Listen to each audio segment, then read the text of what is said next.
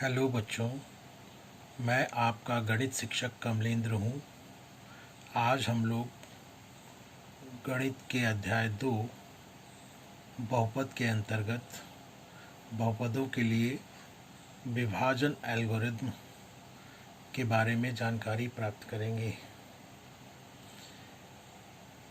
इसके बारे में जानकारी प्राप्त करने से पूर्व मैं आपको यह याद दिलाना चाहता हूँ कि इससे पूर्व अध्याय 1 में हमने यूक्लिड विभाजन एल्गोरिथम के बारे में जानकारी प्राप्त की थी।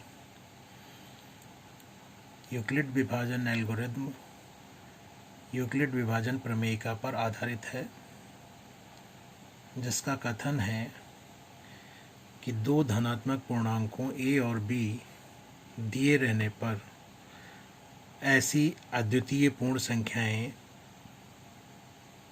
q और r विद्यमान होती हैं कि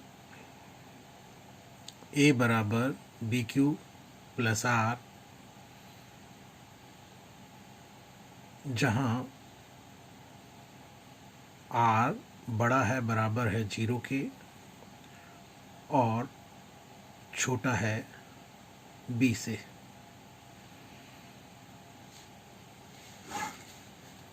इसी से मिलता हुआ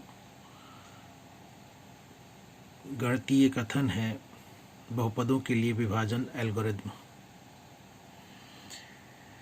इसमें वास्तविक संख्याओं के स्थान पर बहुपद लिए गए हैं, इसीलिए इसे बहुपदों के लिए विभाजन एल्गोरिथम कहा गया है। दो बहुपदों px और gx, जहाँ gx 0 के बराबर नहीं है, दिए रहने पर ऐसे बहुपद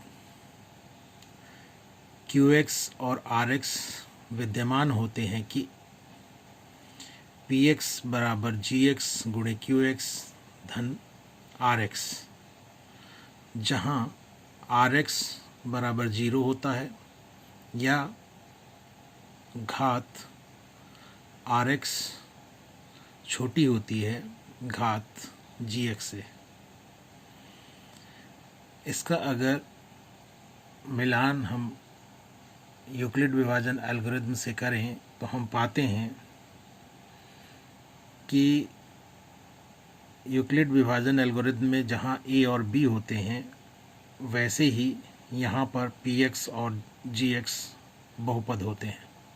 वहाँ a और b धनात्मक पूर्णांक होते हैं, यहाँ पर px और gx बहुपद होते हैं।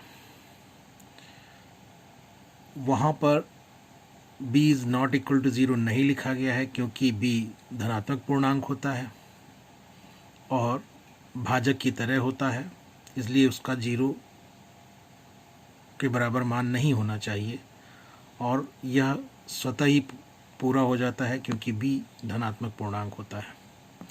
परंतु यहाँ पर बहुपदों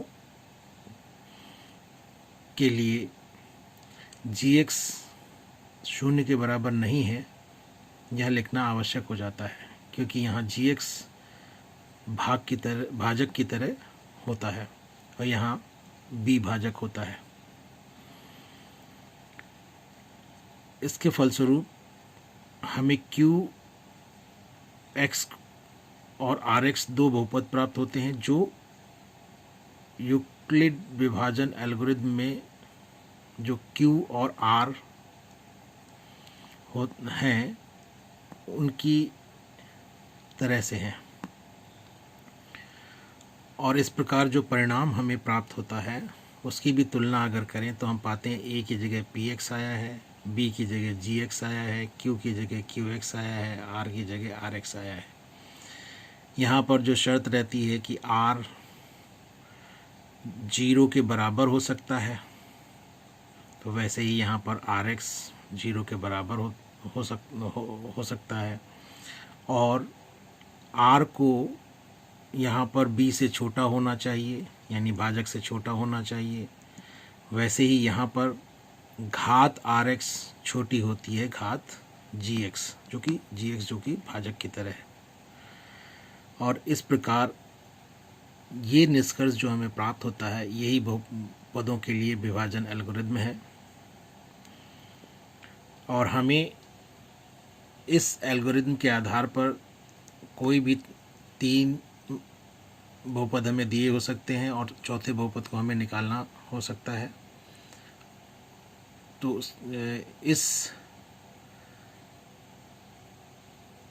निष्कर्ष के आधार पर हम इन चारों बहुपदों में से 3 के दिए रहने पर एक बहुपद निकाल सकते हैं।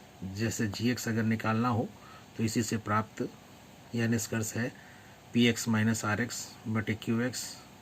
इसके आधार पर हम gx ज्ञात कर सकते हैं। दोनों ही जो एल्गोरिदम है वो विभाजन पर आधारित हैं, विभाजन के निष्कर्ष पर आधारित है। और विभाजन का निष्कर्ष हमें पहले से पता है कि भाज्य बराबर भाजक गुणे भागफल धन शेषफल होता है। इस वीडियो में बस इतना ही। हाँ, आपको एक ये ध्यान देना है कि प्रश्नावली 2.3 के प्रश्न हल करने हैं और जो भी प्रश्न कठिन लगे वो आपको पूछना है। इस वीडियो में बस इतना ही। धन्यवाद।